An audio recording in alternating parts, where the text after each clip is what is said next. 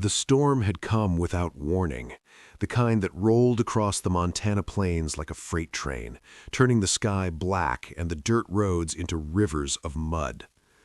Clara Whitfield gripped the steering wheel of her rusting sedan as the engine sputtered, coughed, and finally died 3 miles from the nearest town. She sat there for a long moment, listening to the rain hammering the roof, watching lightning split the sky in jagged white lines. She was 27 years old, recently divorced, carrying everything she owned in the trunk of a car that had just betrayed her, and she had exactly $43 in her wallet. She pressed her forehead against the steering wheel and let herself cry, but only for a minute. Crying had never fixed anything in her life, and she had learned long ago that the world did not pause for a woman's tears. Through the sheets of rain, she spotted a light. It was faint and warm, glowing from somewhere off the road, maybe a quarter-mile across a muddy field. She zipped her jacket to her chin, grabbed her small bag from the passenger seat, and stepped out into the storm. The wind nearly knocked her sideways. Mud sucked at her shoes with every step. By the time she reached the source of the light, she was soaked through to her bones, shivering so hard her teeth rattled. It was a ranch house, old but solid, built from timber and stone by hands that understood harsh winters.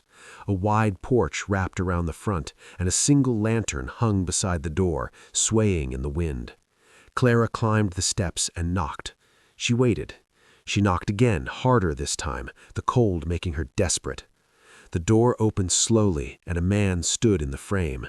He was tall and broad-shouldered, somewhere in his late 30s, with dark hair that fell just past his ears, and a face that looked like it had been carved from the same weathered wood as his house.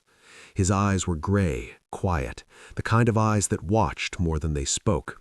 He wore a flannel shirt with the sleeves rolled to his elbows, and said nothing. He simply looked at her, standing there dripping and shaking on his porch like a half-drowned bird.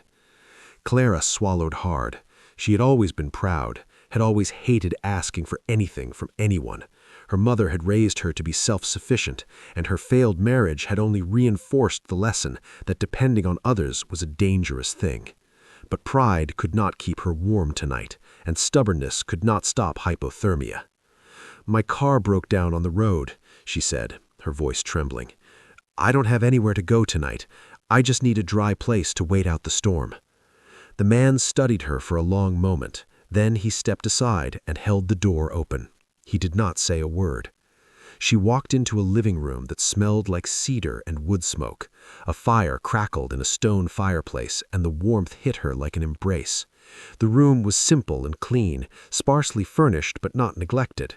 There were no photographs on the walls, no signs of a woman's touch, no clutter of shared life. Everything about the space spoke of a man who lived alone and had done so for a long time. He disappeared into another room and came back with a thick wool blanket and a towel.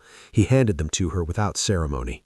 She dried her hair and wrapped the blanket around her shoulders, still shivering but already beginning to thaw. He moved to the kitchen, and she heard the sound of a kettle being placed on a stove. A few minutes later, he returned with a mug of hot coffee, black and strong. He set it on the table beside her and sat down in the chair across the room.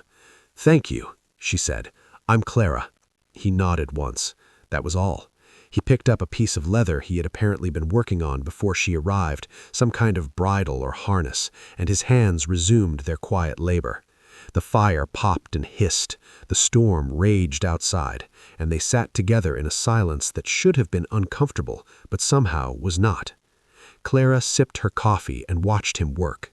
His hands were rough and scarred, the hands of a man who had spent his life building and mending things. There was a patience in his movements, a steadiness that she found strangely calming.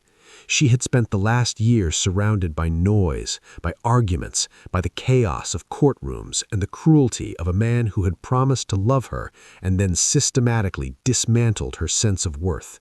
Sitting in this quiet room with this silent stranger felt like the first real peace she had known in longer than she could remember. After an hour, the exhaustion caught up with her. Her eyelids grew heavy, and she struggled to keep them open. She looked around the small house, at the single couch where she sat and the hard wooden chairs, and finally asked the question she had been too polite to raise earlier. "Where should I sleep?" The rancher stepped down his work and stood. He walked past her without a word, down a short hallway to the only bedroom in the house. She followed him, uncertain. The room was simple as the rest of the house: a large bed with a wooden frame, a nightstand with a book and a glass of water, a window that shook with each gust of wind. It was clearly his room, his bed, his private space. He reached down and pulled back the blanket on the bed. The sheets beneath were clean and white. He smoothed them with one calloused hand and then stepped back, gesturing for her to take it. He was giving her his bed. Not a couch, not a spare corner with a pile of blankets on the floor, but his own bed, the only soft place in his home, because he could see that she needed it more than he did. Clara stared at him. "I can't take your bed," she said. "The couch is fine, really." He shook his head once firmly and pointed again to the bed. Then he turned and walked out of the room, pulling the door shut behind him. She heard his footsteps move back down the hallway, heard the creak of the couch as he settled onto it, and then there was only the sound of the storm and the distant crackle of the fire. Clara stood alone in the bedroom of a man whose name she did not even know, and something inside her broke open. Not in a painful way, but in the way that a frozen river breaks open in spring. For the past year she had been told she was too much, too difficult, too independent, not enough. Her ex-husband had given her diamonds and vacations, but had never once given her something as simple and honest as his own comfort. He had never sacrificed a single convenience for her well-being. And here was a stranger, a man who had not spoken to her a single word, offering her the only soft place he had because he could see that she needed it more than he did. Clara climbed into the bed and pulled the blanket up to her chin. The pillow smelled like pine and open air. She cried again, but this time the tears were different.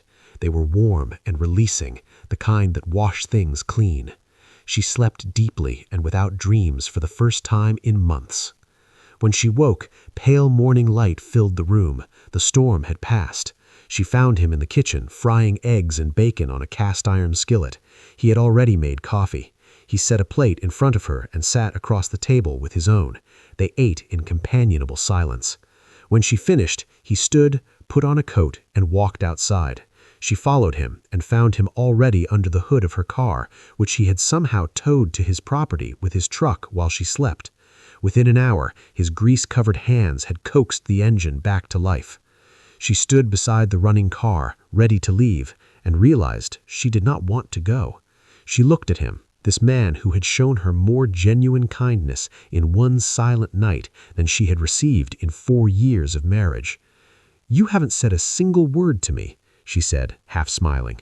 He looked at her with those gray, steady eyes, and then, for the first time, he spoke. His voice was low and rough, like gravel under boots, as if he hadn't used it in a long time. "Some things don't need words." Clara felt the truth of it settle into her chest like sunlight into soil. She reached into her bag and pulled out a pen and a scrap of paper. She wrote her name and the phone number of the motel in town she planned to stay in until she figured out her next step. She held it out to him. He took it, looked at it, and folded it carefully into his shirt pocket, right over his heart. She drove away that morning, but she did not drive far. She took a job waitressing at the diner in town. 3 days later, he walked through the door, hat in hand, and sat at her counter. He ordered coffee, black. He did not say much. He did not need to. He came back the next day, and the day after that. 6 months later, she moved into the ranch house. A year after that, she stood on that same porch where she had once knocked as a desperate stranger, watching the sun set over the plains, his arm around her shoulders, and she understood that her life had not changed the night he pulled back that blanket. It had begun.